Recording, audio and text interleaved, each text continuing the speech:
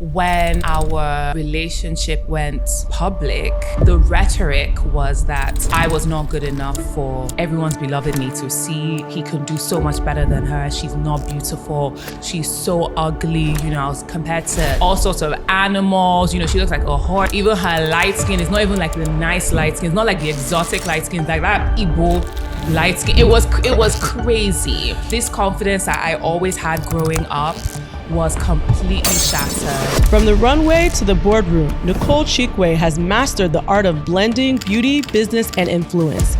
With a background in economics and finance, she's built a career that spans wellness, content creation, and entrepreneurship. You asked me for my rate. You asked me, I'll tell you how much it is. For what?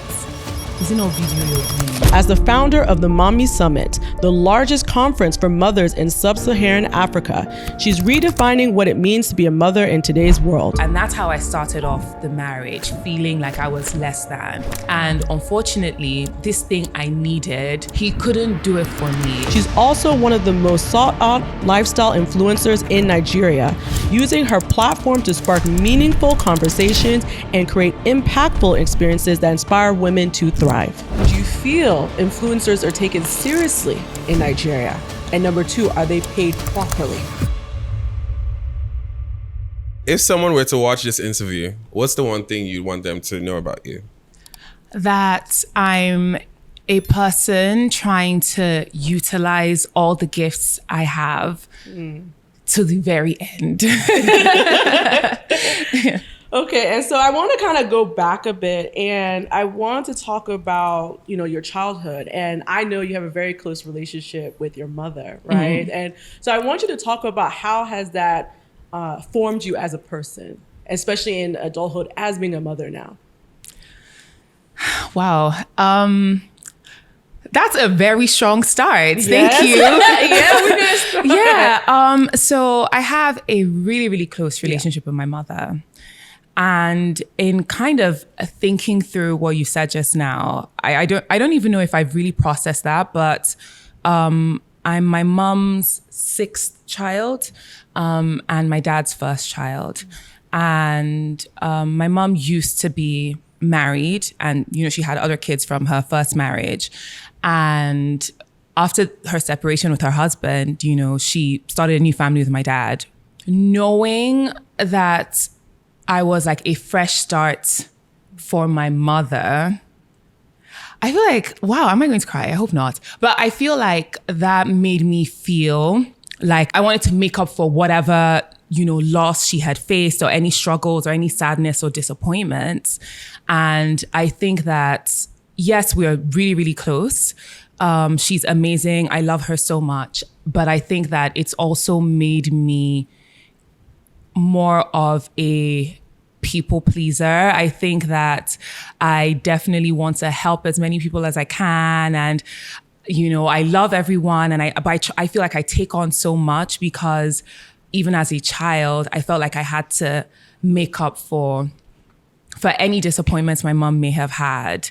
And yeah, I think, wow, that I don't even know that I've thought about that before properly until you've literally said that just now. Yeah, but that's made me, it's definitely formed me into wanting to help, wanting to perform, wanting to, make you smile, wanting to make things better.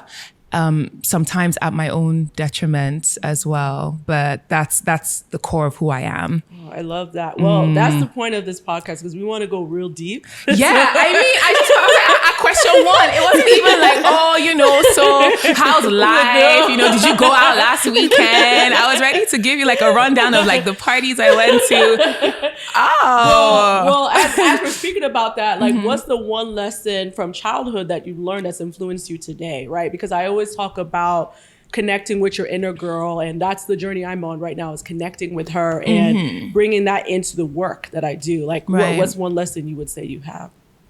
From when I was a child, yeah. A lesson I would say I have. I think that irrespective of this thing that was happening with me, right, and wanting to please and wanting to help, I also was a very affirmed child. You know, I was very deeply loved by my parents. I always knew that. And that also really helped me be really confident.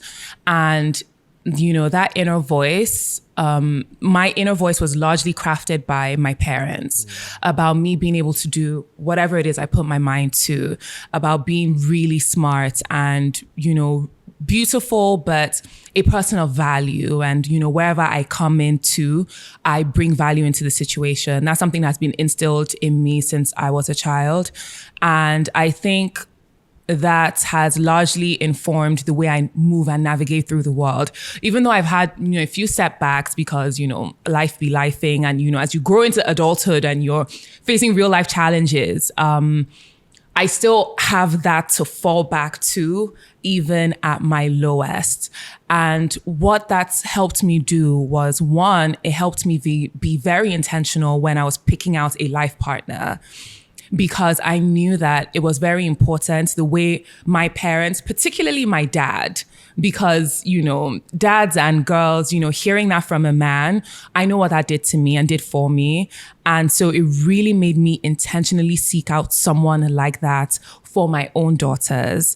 And I think that is something, a lesson that I took from my childhood, that a lot of your inner voice is formed by the things that your parents said to you when you were younger.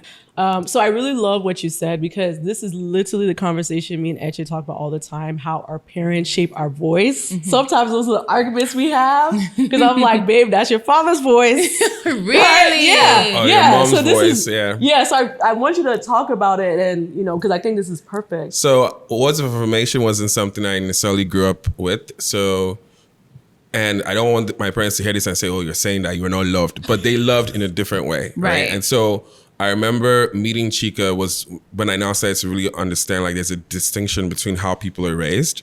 Like, Chika definitely loves words of affirmation. She loves, like, quality time, physical touch, all those sort of things. Whereas my love language is the acts of service, right? So we were measured between your ability to read between the lines and also just acts of service, right? And so for me, now getting older and doing therapy, you're realizing how much your childhood and how you're raised affects how you show up as an adult, right? And so sometimes part of even how you're going to show up as a husband, as a man, as a father, you're going to have to unlearn certain things to be able to show up as a holistic person. So absolutely. I loved that you grew up in a household where you were affirmed in that way, because it does really show up in adulthood too. Absolutely. Yeah. Yeah, and I even want to kind of go deeper into that, is because you chose Nato C, right, as your partner.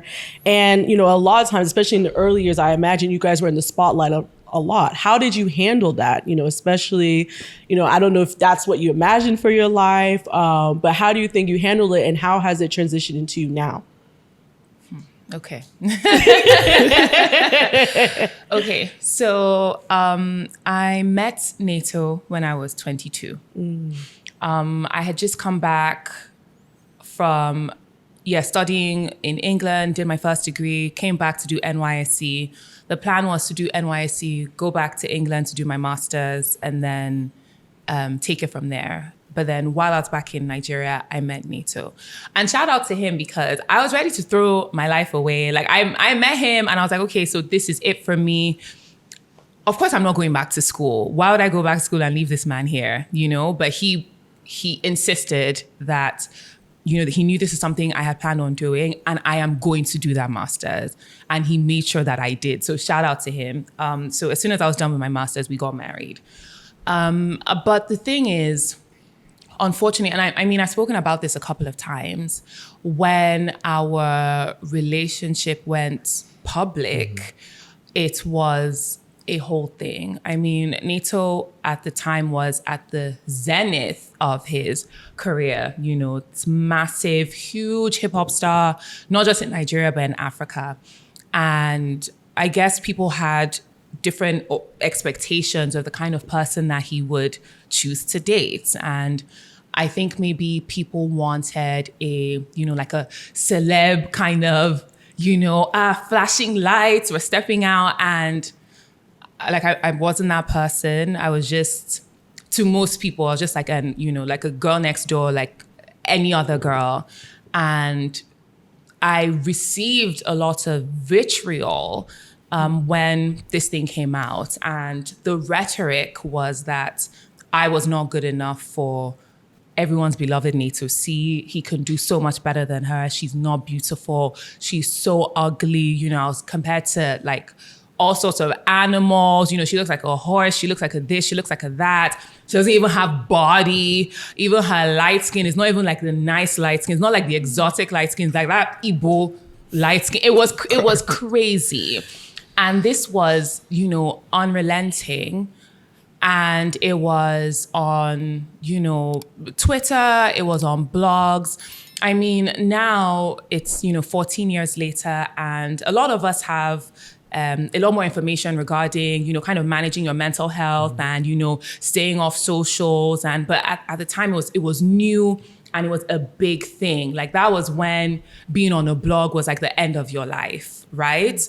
Now it's like, okay, yeah, 5 minutes later, something else will be on the blog. It's not really a big deal. But then it was a massive deal. And so it really crippled this confidence that I always had growing up was completely shattered. And it definitely made me super insecure. But I was also trying to manage that because I didn't want Nato to feel like, well, you know, she can't handle this, so this is not the kind of person I should be, you know? So I was trying to soldier on, and it was really, really tough. And what happened is we eventually did get married, which was fantastic. And you know, it did feel like a little bit of a validation, you know, like I still won in the end because irregardless, he still married me. But unfortunately, I did take all of this into a marriage. And that's how I started off the marriage, feeling like I was less than, feeling like, you know, he was better than me and I was unworthy of this relationship. And then now getting pregnant like a month into the marriage, and then now trying to navigate motherhood while still figuring out how to be a wife and carrying this load of feeling less than. And the thing with that is what I had hoped is, you know, like when I was younger, and I know it would have been the same for you because you are a Nigerian woman. Being married, you know, is the pinnacle of everything. Once a man can marry you, then life has started for you and everything is going to be okay. And that is the ultimate validation that you need as a Nigerian woman, regardless of any career accomplishments, regardless of any educational achievements.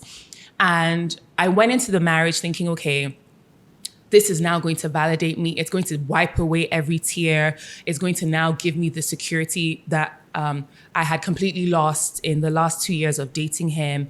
And this is what it was going to be for me. And so I'm looking to Nato to now, okay, fix it. You did this, so you now need to fix this. And of course he didn't understand, you know, and a lot of things were happening within me internally that he just could not understand. And also, to be fair to him, I really wasn't as open when we were dating about that. This is how much this thing is affecting me. I feel like I'm going to die. Like, I feel like I'm letting my parents down. Like, I feel like I'm embarrassing my family, you know, because I was just trying to soldier on. And then we get into a marriage and I'm dealing with all these things and he did not understand. And so for me, the first couple of years were really beautiful because we had our kids, really beautiful because Nato is truly my best friend, just best decision of my life. But it was very trying. And unfortunately, you know, this thing I needed, he couldn't do it for me. It's something that I had to kind of figure out by myself while navigating marriage, while navigating motherhood with 2 small children. So yeah, I'm sorry. I feel like that was a really long-winded question, answer to the question. No. But that's how I kind of went into the most, you know, important phase of my life, really, because as you know, picking a partner is the most important decision you'll ever make. And sadly, you know, that is kind of how that went for me. But that's why I'm so passionate about women and supporting women and helping them self-actualize, whether it's in a marriage or not, because it's something you're going to need to figure out. And trying to figure that out on top of figuring out all these other roles that you have to take on can be extremely challenging. It takes a lot to do. First of all, I just want to say thank you for being vulnerable, because I feel like so many people need to hear what you just said, because especially in our society for women, right? It is literally no one sees you until a ring is on your finger. Like, you're on the grounds until a ring is on the finger. So to hear that I've reached this pinnacle and still I had to love myself. Yeah. That is a very, important message. So I really appreciate you sharing that. But how did you get through it? Like, how did you, because now I see you as this confident woman, this amazing woman. I mean, we got to go into your influencer life and how you've set the tone. Right. So I want to know, how did you get there? Okay. So, I was in a deep, dark hole. And it was very difficult to talk about it because people didn't understand. It's like, I'll be trying to talk to someone about it, and it's like, but you're married to Nato C. What the hell are you talking about? You're depressed how? You have 2 kids. How can you be depressed? But there was an emptiness, like I said, that Nato could not, and nobody could fill for me. I actually started having kids. Well, I had my first child and I was, really happy. Nato and I really wanted to get started on a family as soon as possible. And so within first month we're pregnant, it was fantastic. And I'm like, okay, I'm on my way now, right? Because I've now married. I'm now pregnant. This is fantastic. I'm doing excellent. And when I have this child, I would now be complete. And then on top of that, at 3 months, I go and do a scan. I'm having a boy. Bingo. Like, you see, everything's working out. Like, I'm just boy first time round. Yes. So this is it. I'm fast tracking this healing. Once I just have this son now, it's going to be amazing. And then I have my son and it's literally like crickets. And I'm like, I don't understand. Why am I still empty and sad? I was like, okay, you know what? It's because I only have 1 child. So if I now have another, I would have now gone from having a husband and a child to a husband and children, right? Then that's when the magic is going to happen. Everything's going to come together. I'm now sorted. So I start trying to have a baby literally 3 months after I have my son. So I'm pregnant with my daughter 5 months after I have my son, right? And I'm like, okay, cool, this is great. I do a scan, I'm having a girl. Balance. Balance. Yeah. You see, I'm so smart. I figured this thing out. I'm now about to have my daughter. This is fantastic. I have my daughter. Crickets. I'm looking at the son. I'm looking at the daughter. I'm looking at the husband. I'm looking at the house. I'm looking at my car. And nothing is giving me the validation I had hoped for. And then I would try, like I said, I'll try to talk to people. Who do I even talk to about it? My parents, my friends. Again, all of this, mind you, like I said, I met Nito when I was 22. I was married when I was 24. I had my son at 25. I had my daughter at 26. So everything had been going at breakneck speed for me. At 26, most of my friends were not married, let alone married with 2 kids. Who am I going to talk to? And so a lot of time was spent with myself. Of course, Nito was also busy. He's on the road. He's this, he's that, for work and stuff. And I'm now like, okay, what do I do? So at the time, I was a stay-at-home mom, and it's also always something I wanted to do as well, just spend foundational years with my kids and take it from there. And so I've always liked writing, even though I studied economics. So my first degree is in economics, my second degree is in finance. I've always felt like I was a creative deep down, but I didn't really know what that would look like. But I knew that I wanted to write. So what happened was I'd always had Instagram. Well, as soon as Instagram came out, I had Instagram, but my page was private because of all like the online harassment I was getting and the bullying and the messaging, whatever. So my page was private. And then I just started posting. I was like, well, if I'm going to write, I should probably write about something that is happening to me presently. Like I want to write about my current situation, right? Which is motherhood and being 26 and having these 2 small kids and not knowing what to do. And so I just started posting on Instagram just as an outlet. But I knew that I wanted the way that I portrayed motherhood to be as authentic as possible.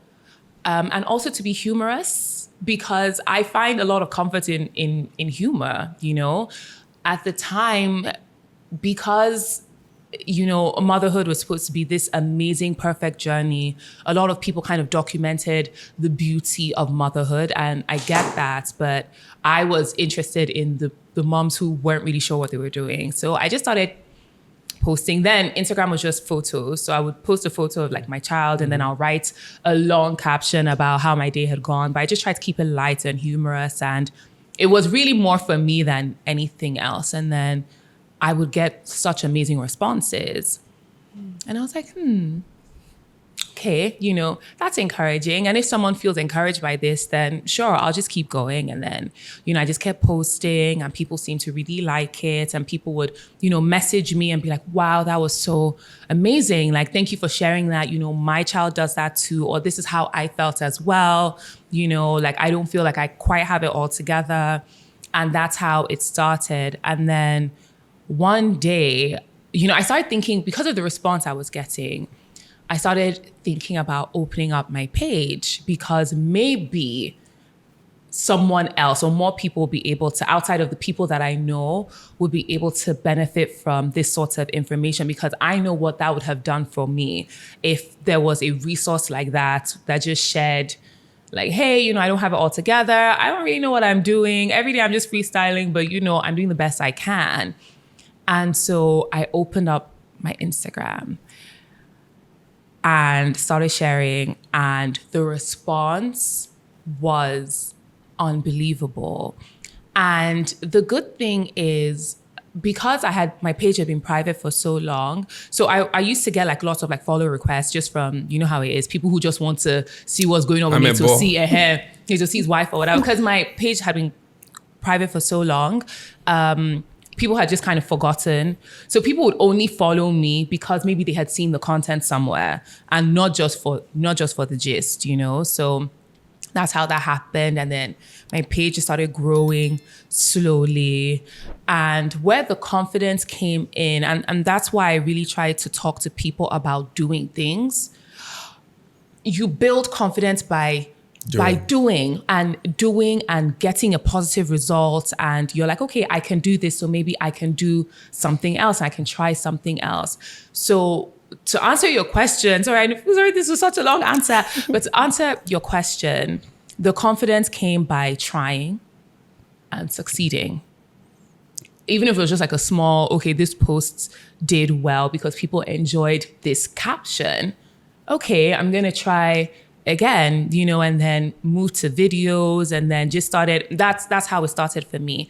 And then it also really came from going back to what I knew built my confidence in the first place, which was affirming myself.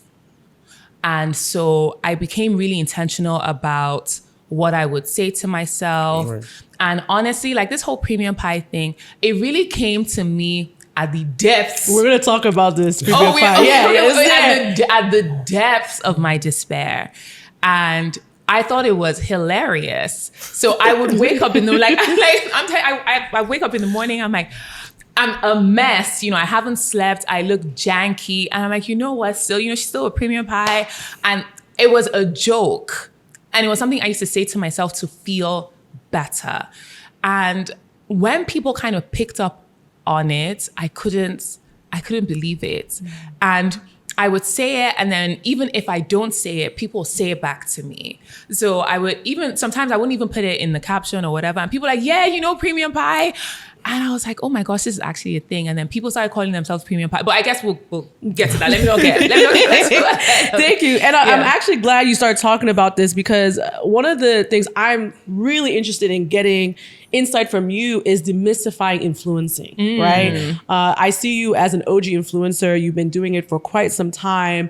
And I feel like you're one of the few that does it specifically around lifestyle, right? I think a lot of the influencers are fashion, you know, they're kind of beauty. But I feel like when I think of a lifestyle influence, I think of you, right? So I want you to talk about, you know, how did you get started in it, but even just the difficulty in it, because to me, I still find it difficult. I don't understand the relationship between brands and influencers. How have you been able to figure that out? Okay, so great question. So, you know, like I said, I started posting on Instagram just for myself, and I started getting really good feedback just by sharing my story.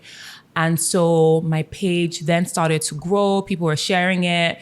A lot of blogs would repost some of the funny stories I told, or pictures or videos or whatever.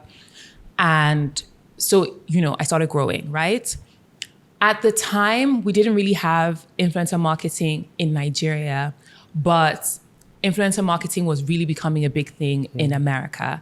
And a lot of people I follow, I've always tended to follow more people in America.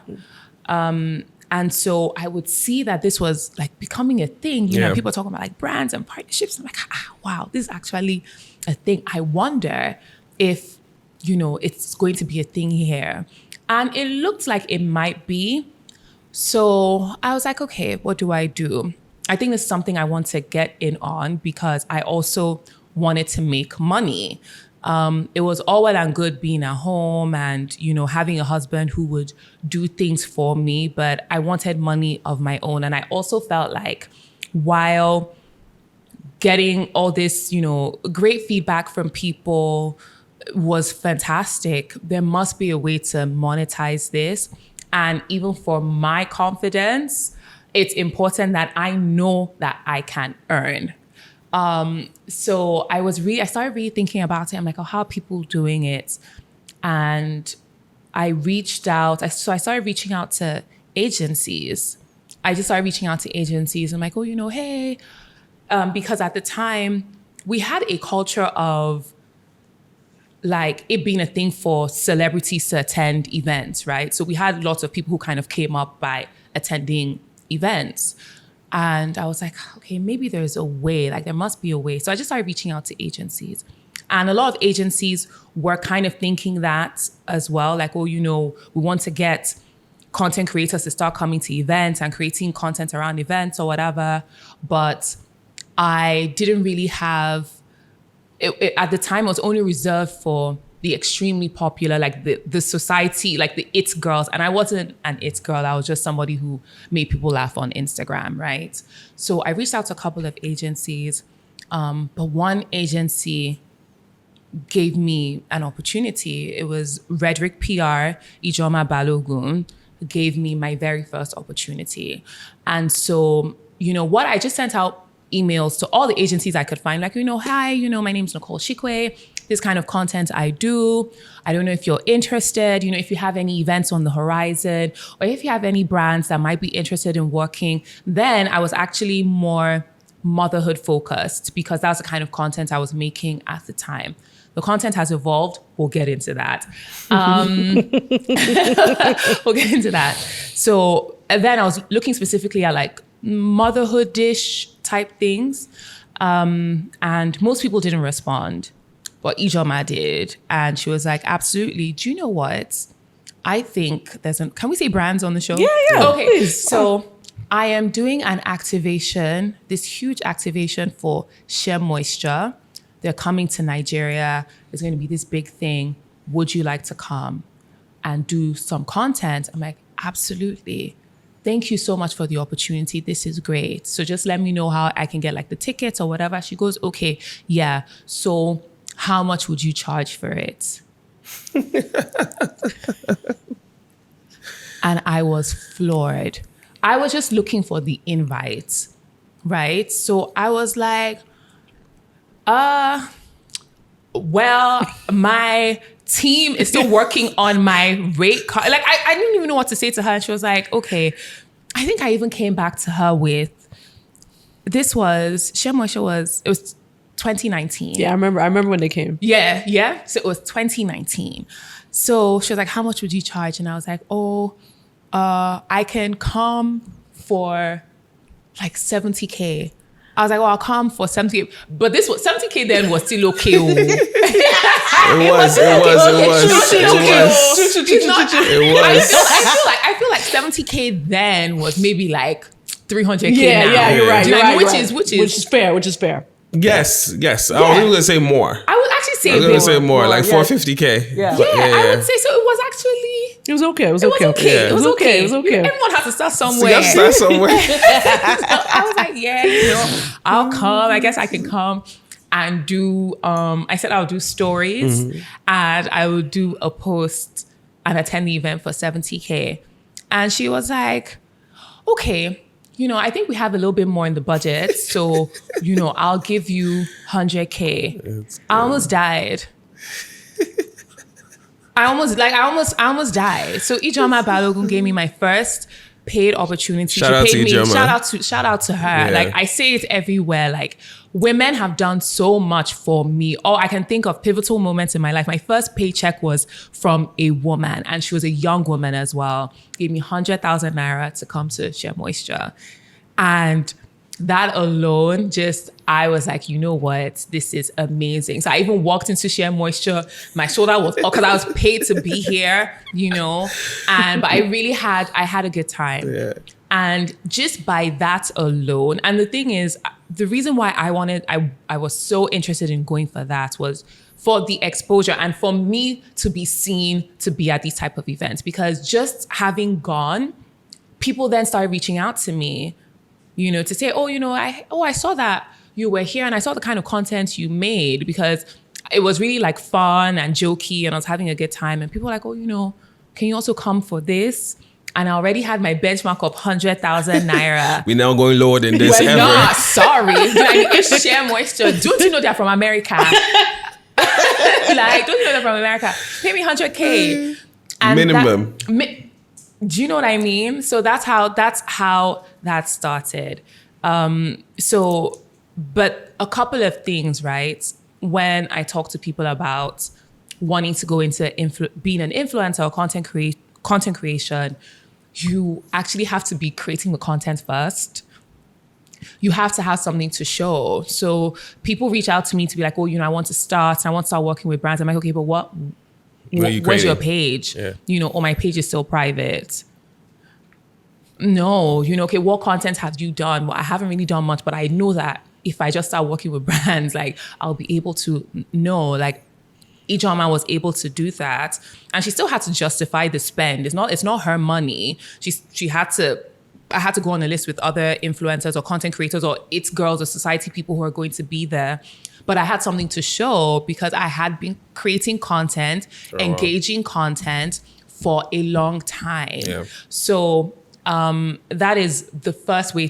Just start with whatever you have. Just start, and then use that to be able to back up your case when you are reaching out, because you're going to have to reach out and you're going to have to face rejections. But that yes will come, especially and you should have something to show for it when it does come. And now another layer deeper is, and I know this challenge happens even in America, even though every week Business Insider literally has this influencer made $1.3 million this year, $3 million. I mean, they're making serious money, yes, right? So this is a two-part question. So number one, do you feel influencers are taken seriously in Nigeria? And number two, are they paid properly? Do I feel like they're taken seriously? I feel like it's a little bit better now, but we are still not where we need to be in terms of the mindset towards influencers. And it comes, the society at large, but then also I think brands have a long way to go. I don't think we fully understand how important and how impactful it can be. So having worked with brands, for several years now, there are still people who, when I would say, this is you ask me for my rate, you ask me, I'll tell you this is how much it is. For what?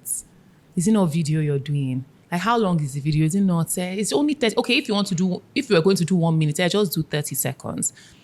What are you even saying in the video to justify that? So there's still a lot of that. We don't yet have the right people who are in charge, I think, of like marketing for a lot of brands in Nigeria, who really understand the impact of influencer marketing. And even the ones who feel like they understand, they can be, I've worked with some really amazing brands who kind of give you like leeway. They can be very limited in what their expectations are, what they, and they try and put that on you. So they will say to you, oh, the brand color is green, so please, in the video, you have to wear green shirt, green shoe.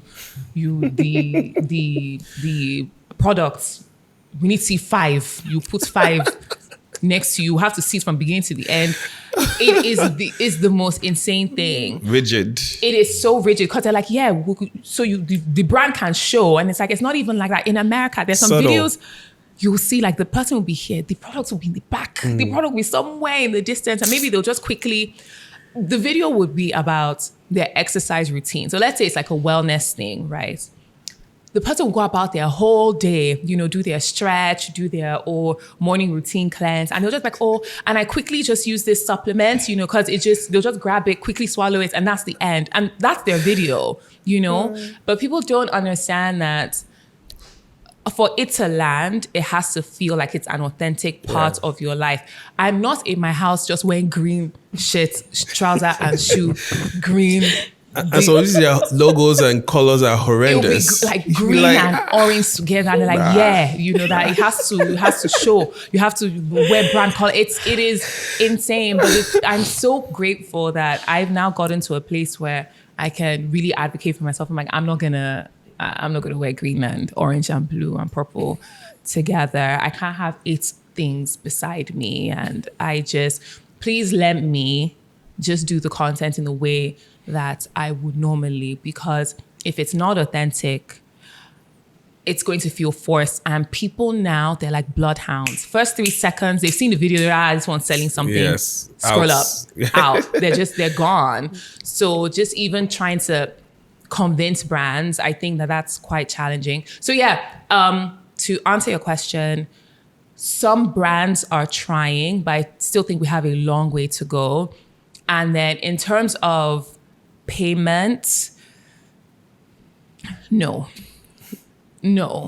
And that's also because it's also reflective of the fact that they still aren't taking it as seriously as they ought to. So we're still a work in progress with that. Absolutely. So then how do you decide which brands to work with and which not to, especially, is there a framework you have now to make that decision? Okay. So that has come with time, and that has also come with really knowing myself. When I first started, because I was so eager to make money, I would pretty much work with anybody. I will make it work. It doesn't matter if you sell spare parts, no problem.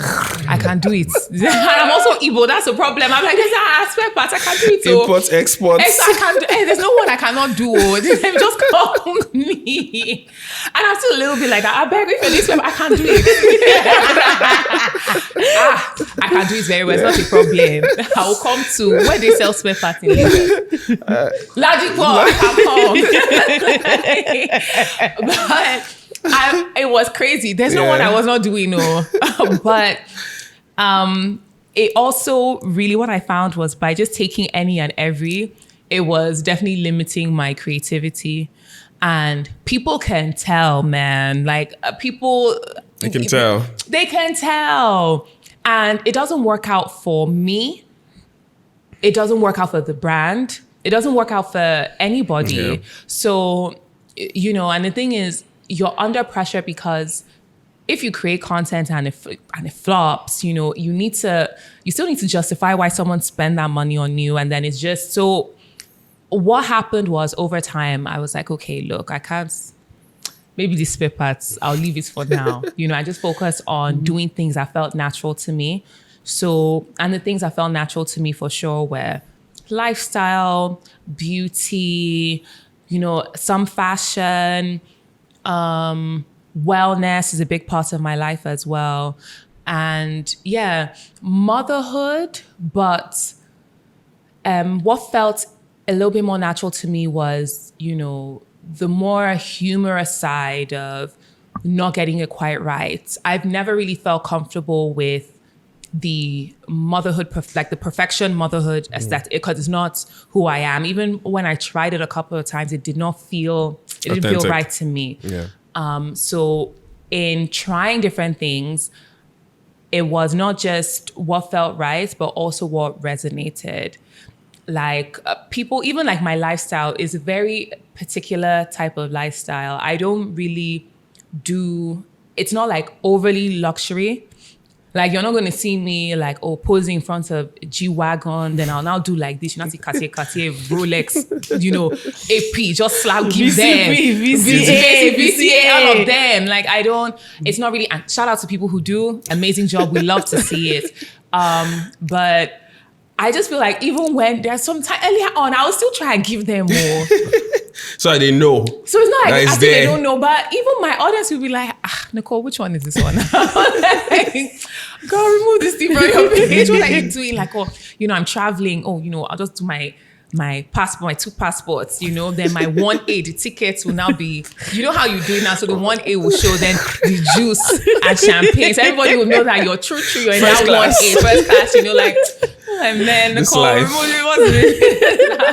so things like that don't really, and honestly, it doesn't even feel like me, right? So it was just in trying things out, and that I encourage people to try different bits of content, see what feels good to you to do, see what your audience resonates with as well, because there are people out there who love, super, super high glamour, ultra glamorous lifestyle.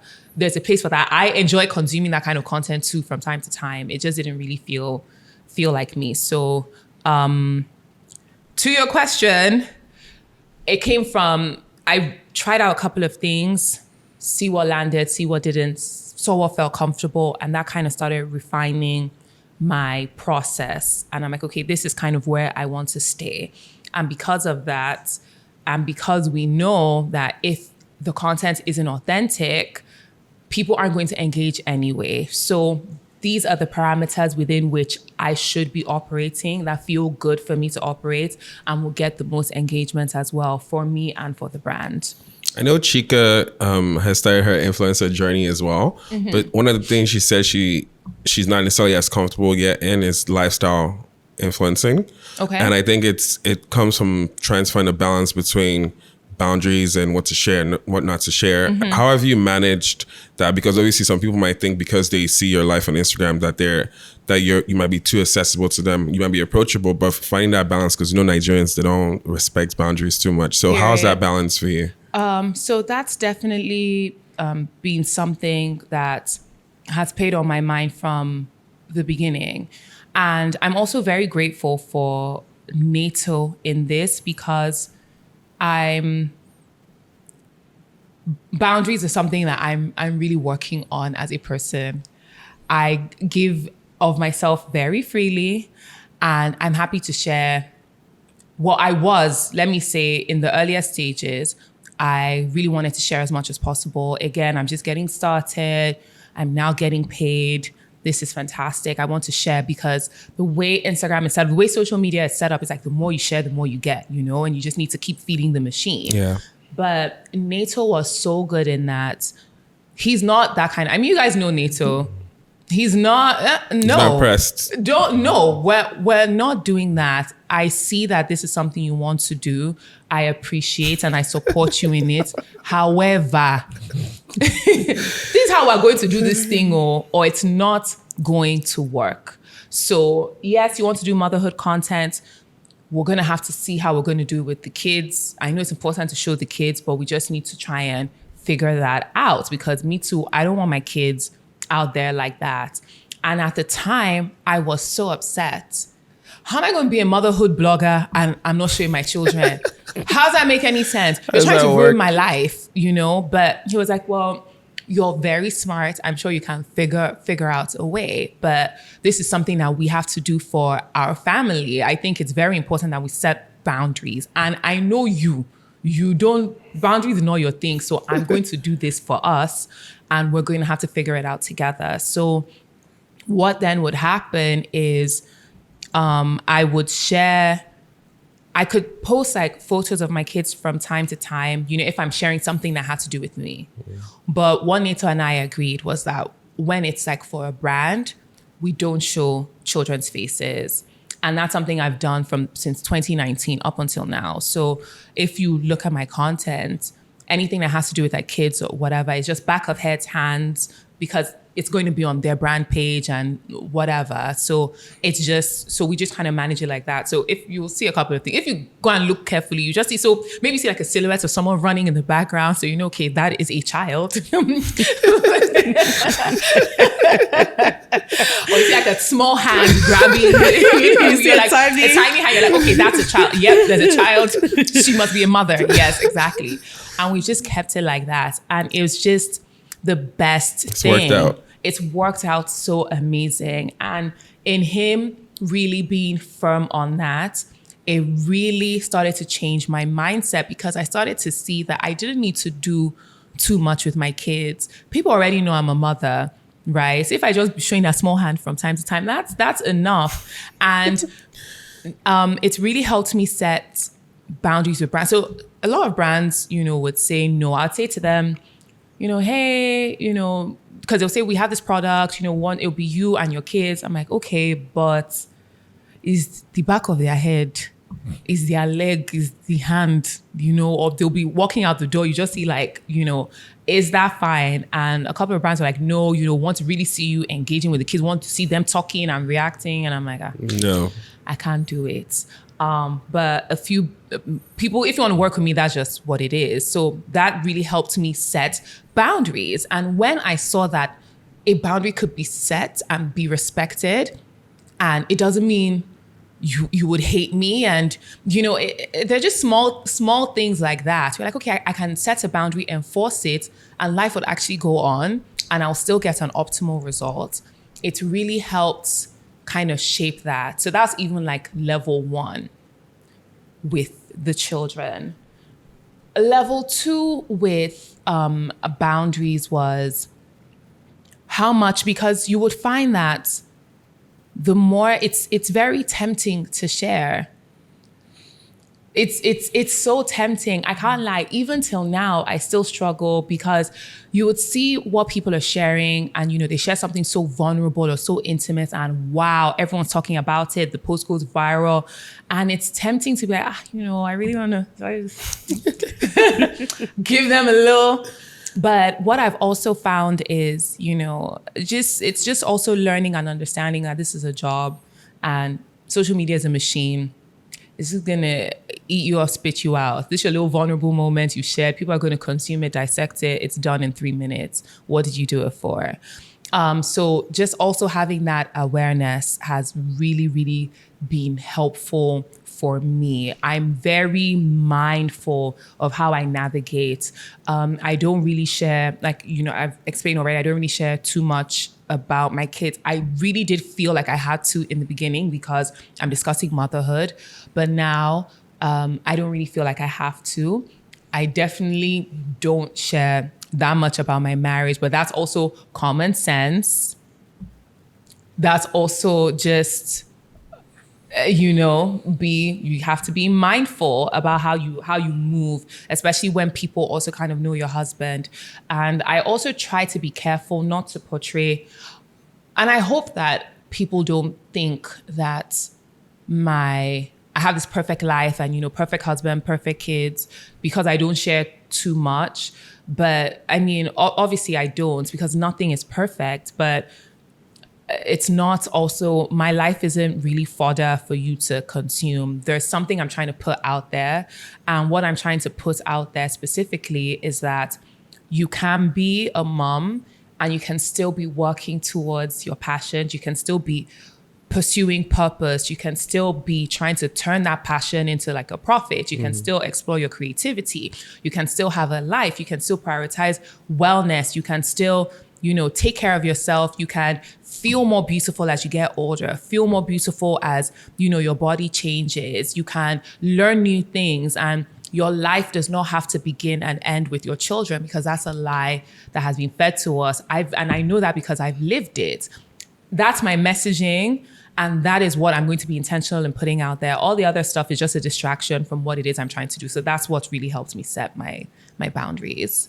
And I want to transition into this conversation around motherhood, right? Because I know you created this summit, and I believe it was during COVID, right? Yes. And so I want you to talk about why you decided to create this motherhood summit, and what does it look like in the future of building this summit out? Especially, I believe you want to do it in the physical. So, So the reason why I wanted to do this summit in the first place was to have conversations. So what I found with most women and with mothers is that we really learn most from like peer-to-peer conversations. And that's why influencer marketing is so big. Because if you're looking like at a mom like you, that's your peer. This is what she's using. Sounds good to me, as opposed to it coming from the brand itself.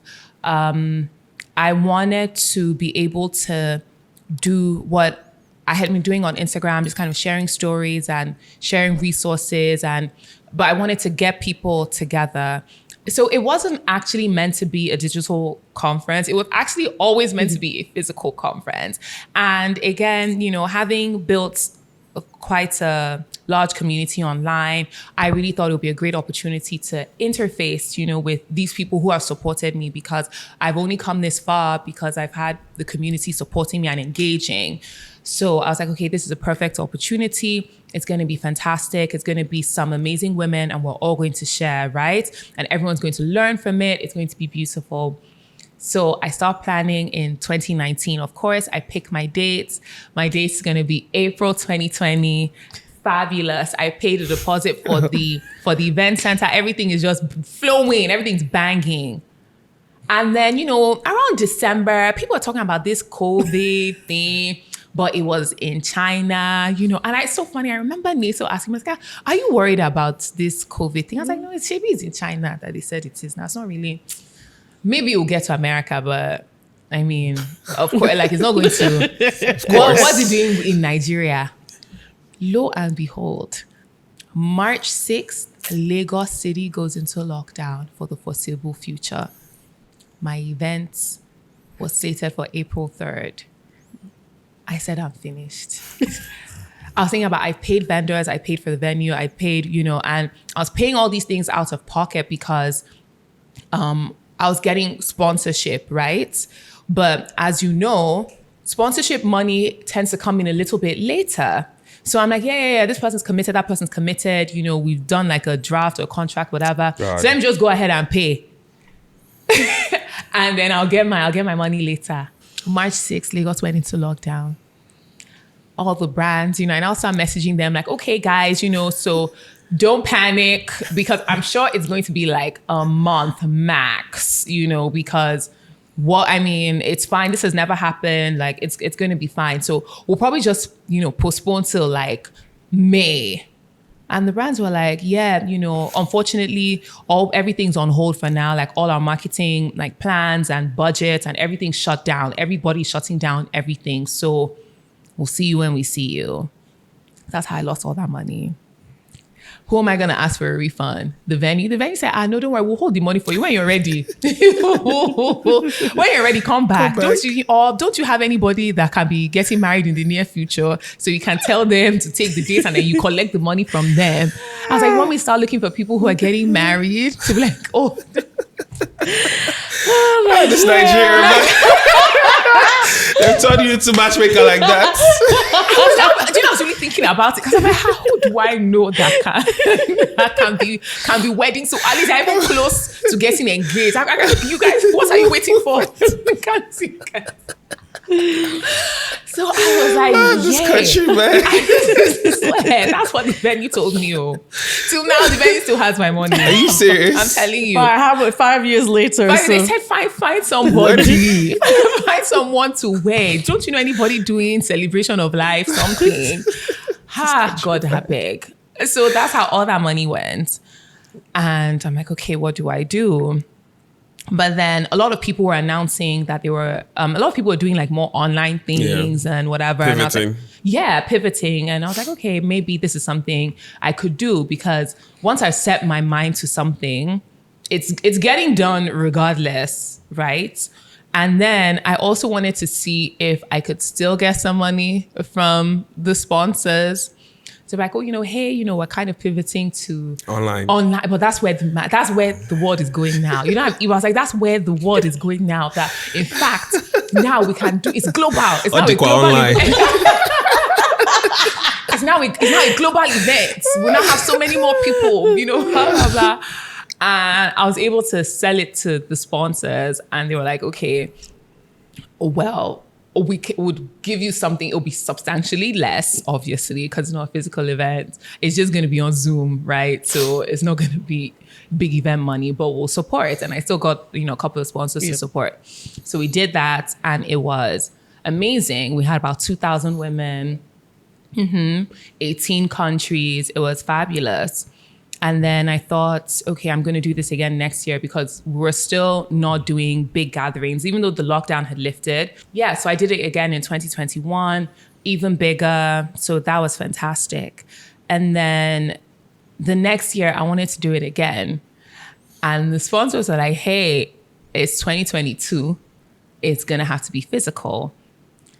We're not paying for you to do any online events again. And I was so scared, because now, I now changed the structure of how the summit went. And, I was able to have speakers from all around the world. It didn't have to be focused Physical. on Nigeria. It didn't have to be focused on women that were in Lagos or could come into Lagos, And it just seemed it seemed very difficult. And so it was something I just kind of put to the back for a while.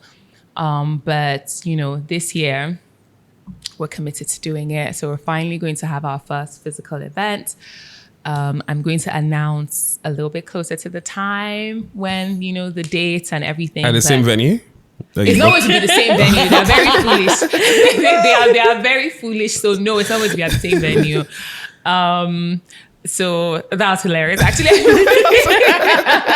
not going to be at the same venue. Money has not wasted. So the money has always now go. And you've beat inflation too, because I'm sure to rent that venue is not the same right now. Yeah, but I hadn't paid in full. So we'll see. But I'm not even interested in that venue. They're very foolish. They should go away. I have a better venue now. So yeah, but I'm very, very excited about that. I think it's so important and the thing I like about, the main reason why I wanted to put the summit together as well was, yes, it's good for women to get together and talk and share. It's very impactful. But I've also found that a lot of these things centered around women, in my own opinion, are not very solutions driven. So we'll come together, we'll talk, we'll share, we'll cry. It's beautiful. And we go home feeling, heard, which is also very important. But then I'm also interested in people leaving with practical tools that they can apply and start working on today to improve whatever facets of motherhood that they may be struggling with. And so I want to talk about, what's the one thing you want people to know about Nicole Chikwe? Oh, yes, it looks like I do a lot of things, but I do a lot of things afraid, but I'm doing it anyway. If I can do all this and there's still fear, you can do it too. And that is one of the things I'm trying to be a little bit more intentional about putting out now, because I think I came from this place of utter despair and hopelessness, and I really transitioned into this really confident part, which I really am. And again, like a lot of the confidence has come from doing things, and I will try things and it would work. And I'm like, okay, I'm competent. I can do this. I'm smart. And I try things, it doesn't work, and that's fine. But I try things, but I'm still trying it afraid. So yes, so I've now come from this place of utter despair, confidence. And I think it appears to people that I just have everything all together and everything I'm doing is so intentional. And I'm just hitting the mark every time. And I'm just, doing this and doing that. And it might appear so, but I'm doing a lot of these things. I'm still doing it afraid. I'm still trying to figure it out, but I wouldn't know until I try. And I just think it's important to keep trying. I think it's important to use, like I said in the beginning, I'm trying to use up everything, every gift that I know that I have. And I have a lot of gifts, as many people do. But I'm trying to use them up. And it's so funny about gifts and talents. Like if we even talk about scripture, like it's like the more you use, the more it emerges. And so that's how I've now found myself doing different things, because I keep trying to use up my gifts. But I'm still doing it from a place of fear. So don't look at me and think, because I get lots of messages from young women in particular, like, how are you doing this? You're so confident. It just seems like you have it together. I'm just trying. I'm just trying my best. Mm-hmm. And what's the next mountain you want to climb? Great question. I think if I can just do this summit, finally, like I had intended, like I had planned 5 years ago, that would be such a big thing for me, that I was actually able to do it the way it was placed in my heart to do initially. That is the next thing I'm trying to do for sure. Well, I can't wait to support you. And the question I want to ask lastly, because we ask every guest this, is who do you want to see on the Afropolitan podcast? Whose story do you want to see? Do you follow this lady, Anita Osuoha, Real Worry Pikin? Yeah, I know her. I would love to see her on this podcast. So a couple of months ago, I don't know if you follow her, she's very humorous. Yeah. Just like a worry babe, jokes. She's so funny. On World Suicide Prevention Day, she shared a story about how she attempted to take her own life. She was in the pits of despair. She had tried to go into a business. It didn't work out. And, because of that, she just felt there's no way out, and actually attempted. And this is a mom. She's a comedian, a mom. She has 3 kids. And for her to have gotten to that place, and found her way out to keep doing what she's doing, even like at a bigger scale, and still putting smiles on people's faces. I love that. I would want to hear that story.